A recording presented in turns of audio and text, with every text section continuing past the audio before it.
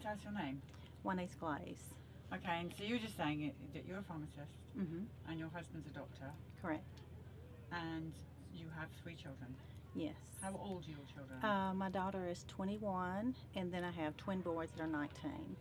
Okay, so when going to, first of all, in both you and your husband's training, when you know, pharmacy school and medical school, did you guys ever get any training on the dangers of vaccines? No. No. None. Not even as a pharmacist. Mm-mm. So did you question the vaccines? Because you used to administer No, vaccines. because I didn't. I've never administered a vaccine.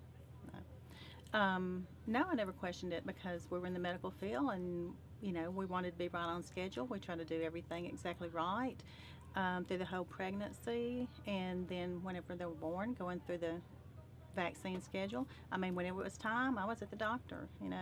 Never thought anything about it. That's just what you did. And We your were trying to be husband was a good parent, and that's what you did.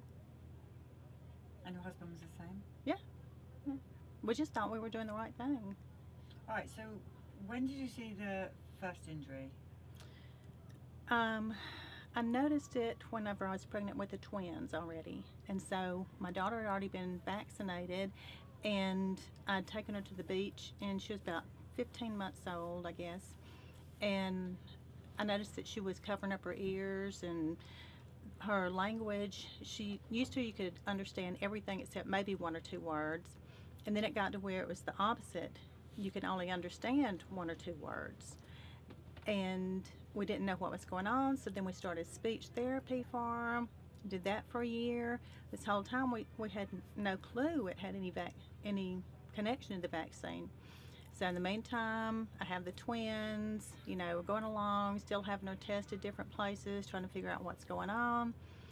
So when the boys came along, we just started doing their vaccines just right on schedule, just like they were supposed to be, because we still had no idea that was any connection at all.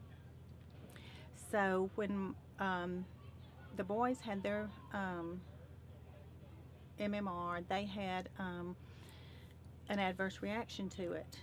I noticed that they were crying and had a high fever and all at night, and so my husband, he said, well, just take them over to the immediate care. So I did, took them over there. They said, no, they have the flu. And I said, no, you don't understand. They just had their vaccines like 2 days ago, and they've been running a high fever, and they've been crying all night. And I said, oh, well, that's just typical. And I said, well, I know, that yes, they can run a low-grade fever, but not like they're doing. And anyway, they told me they had the flu and sent us home. So do you remember what vaccines you actually gave the boys then? That day, I think it was their MMR. And we went, then the boys, I started noticing one day that they just weren't responding to me. And I went behind one of them was talking, and they just didn't turn around. And I got behind them and I clapped, and no response. And I got some pot lids and banged those, and no response. So I took him to the pediatrician. She sent us over to the ENT. They did an audiogram on him. One of the twins had lost all of his hearing. It's okay. And one of them had lost a part of his hearing. So then they sent us over to another hospital, and they did an evoked response test to see if it was the auditory nerve that had been damaged. And it wasn't that. And so they told us, well, that maybe their hearing would come back. So the boy that had lost all of his hearing, his finally did come back in 3 months. My twin that lost partial hearing, his didn't come back. He still has a partial hearing loss. Anyway, so that's when we started figuring out, okay, something's going on here, that has made them lose their hearing. They're acting different. They started being just not like our children, they were just totally different. Lauren had been talking and walking. I was a mom that was in a group of, we called it Moms of Multiples here in Hattiesburg. So I was around a lot of people that had twins, and my twins were progressing just like theirs. We'd get together and talk about what everybody was doing, sitting up, walking, talking, and they were doing fine, and then all of a sudden they weren't. So at that time, this many years ago, there wasn't a lot known about the vaccine injury, and nobody knew what really caused it or what to do or anything. So many years here, everybody thought another mom and I were crazy by thinking it was the vaccines, and especially everybody in the medical field. And eventually, the pediatrician we used finally went back and pulled their medical records and told me one day when we went in, she said, you know, I told you all those years ago that I didn't think it had anything to do with their vaccines, but she said, I went back and pulled their records, and I really do.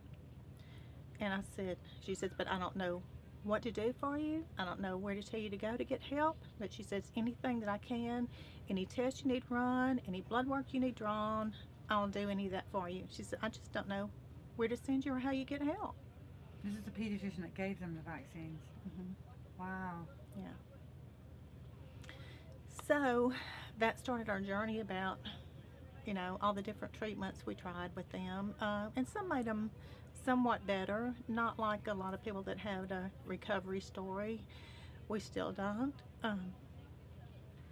We still have to have 24/7 care for the kids, whether it's me being at home or we have a babysitter. And like my husband said, you don't really ever budget for a babysitter for 21 years.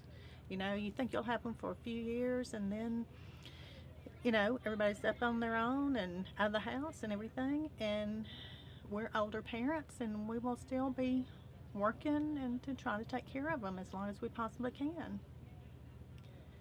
So one of the boys is more severe than the other one and was much more aggressive and destructive, and so now he's in a residential facility.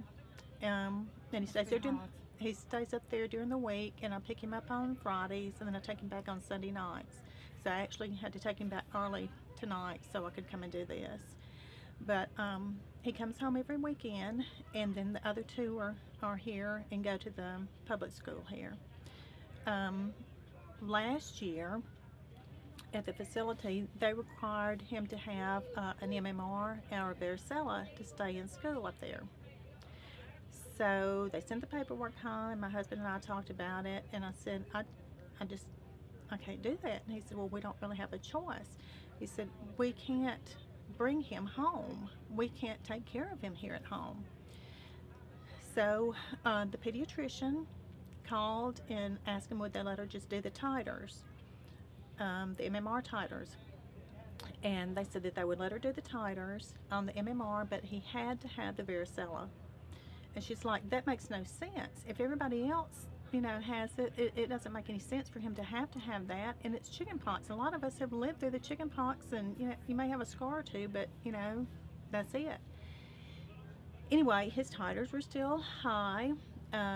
Every time it was time for a booster in their upbringing, we would always do the titers, and the titers were still so high that from their very first MMR, they have never had to have another booster. They cannot get it out of their system. Their levels are still that high. Anyway, we had to have the varicella. We went through with it. I went home and cried that night.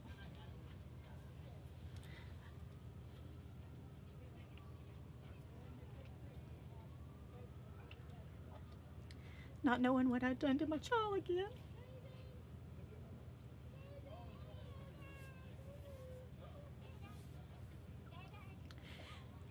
Anyway, the nurse started calling me from the facility and said, Matthew's just on himself.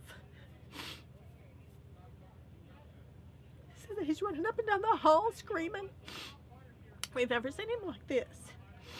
In a couple of days, a different shift of nurses called, and they said he's running up and down the hall. He's opening doors and just slamming them at all hours of the night.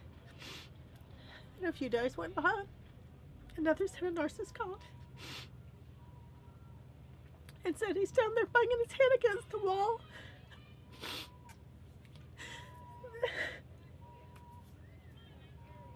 And I told him, I said, well, you know what? y'all were the ones who told me I had to give him this vaccine. Y'all mandated him to have this vaccine for him to be able to stay here. I told you he could not have him. He could not tolerate them. I said, so y'all are just going to have to deal with it. This is what I dealt with all these years with 3 of them at home, the same kind of behavior. And I've had to deal with that. And y'all were the ones who said we had to have it. So y'all are just going to have to deal with it. So he's still up there. And we're not back to where we were with him, but he's getting better. His behaviors are getting better. He still has a lot of destructive days. He will pick up the top of the toilets and slam them down and by his stomach. He's done that several times up there. Peels all the paint off the walls, just, you know, all kinds of different things. But he is getting better. I mean, he'll never recover, but I mean, he's getting better as to possibly where he was before he had this next set of vaccines. But he still has a partial hearing loss, so he still talks like a hearing impaired child. So he does talk? Yes. They have limited language. Lauren went to a special school here at the university. It was Children's Center for Communication Development, and we did that until she aged out there, and then the boys finally went there. And then there was another school called the DeBard and for speech and language, and she did that and finished up their program. And so she can read and she can write and she can talk. She still has a lot of other problems, social problems. She doesn't understand like money and, you know, literal things. She takes everything very literal. She doesn't know what's supposed to be funny, what isn't, kind of things. Matthew will always have to be in some type of group home or some type of facility. Which you have to pay for yourself? No. Insurance? We do not. And the other twin is still at home, and he can talk some, but he has an augmentative talking device also that he uses so that whenever he goes out in the community, their class does a lot of community trips to try and get them used to, you know, to everyone else and everyone else getting used to them. So he carries that, so if he needs to order something at Burger King or whatever, he can type it in and it can say it for him. So he can, you know, he's learning to do that out in the community. I want him to be able to be as independent as he can be. So he does have a language, but it, like I say, it is limited.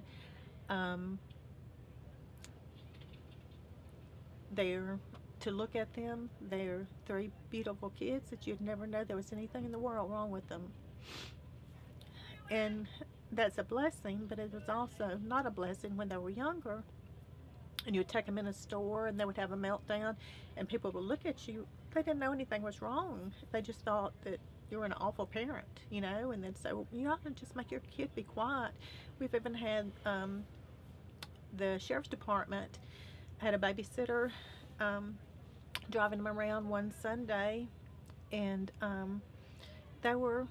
was at work, and the sheriff's department, a deputy, pulled them over and tell the babysitter that the child in the front seat didn't have their seatbelt on, and she says, yes, he does, he just can't hold it right close to him. He said, well, he had his feet on the dash, and she said, well, yeah. And the other one was in the back, you know, just kind of rocking to the music.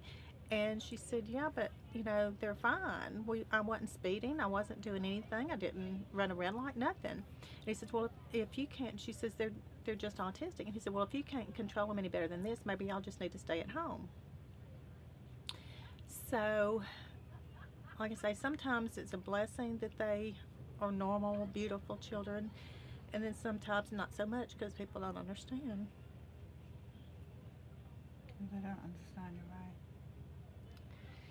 So, I'm sorry, it's heartache. anyway, What's happened that's to your kind of our children. story. But you and your husband must be so disappointed and angry with the medical community that trained you guys and have lied to you, effectively lied to you.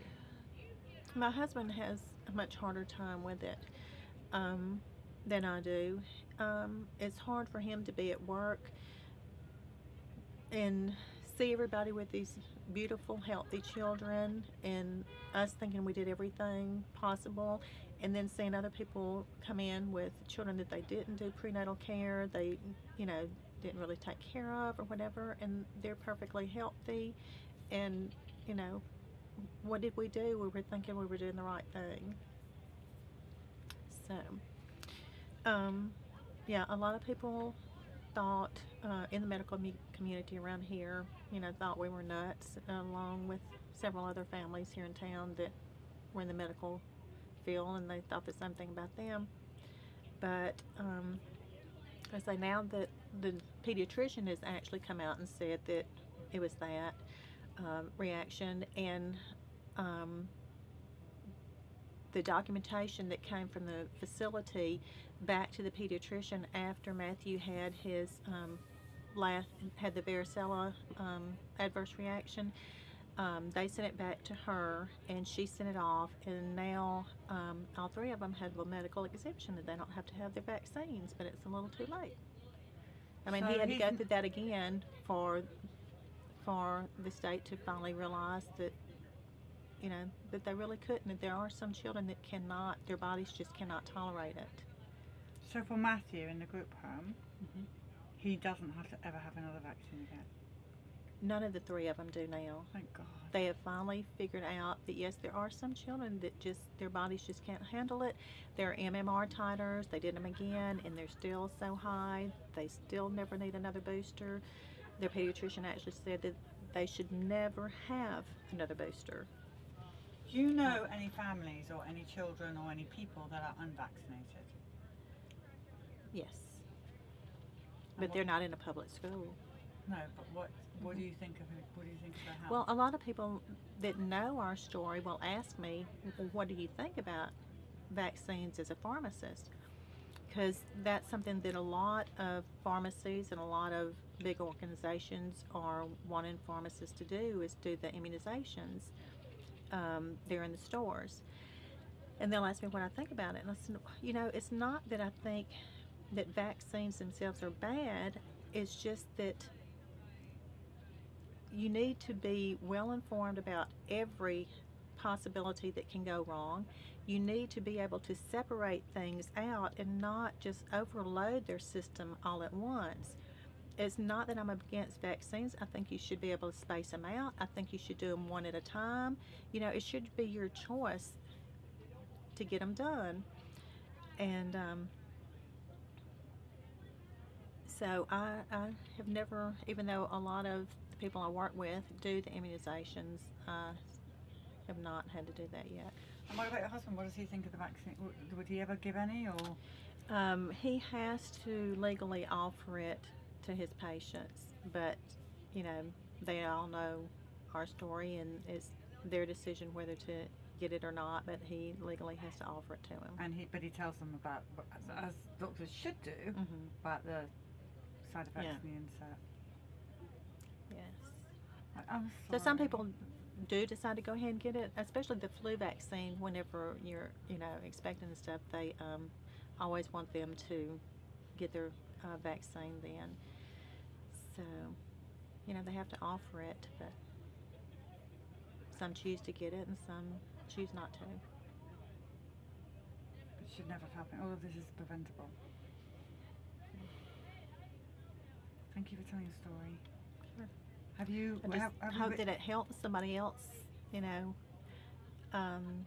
It's too late for my children. They're never going to be like they were. They're never going to be the same children that I had. We're never all going to be able to live together. We're never going to have our family together. And one of our big concerns is that we are older. What's going to happen to them when we're not here? We still both work, trying to care for them, but when we're so old that we can't work or we're not around anymore, what happens to them then? That's our big concern. I'm not angry at anybody. Not angry at God. A lot of people are, but I think that a lot of it could have been prevented, and I just want everybody else to be well informed, better than I was.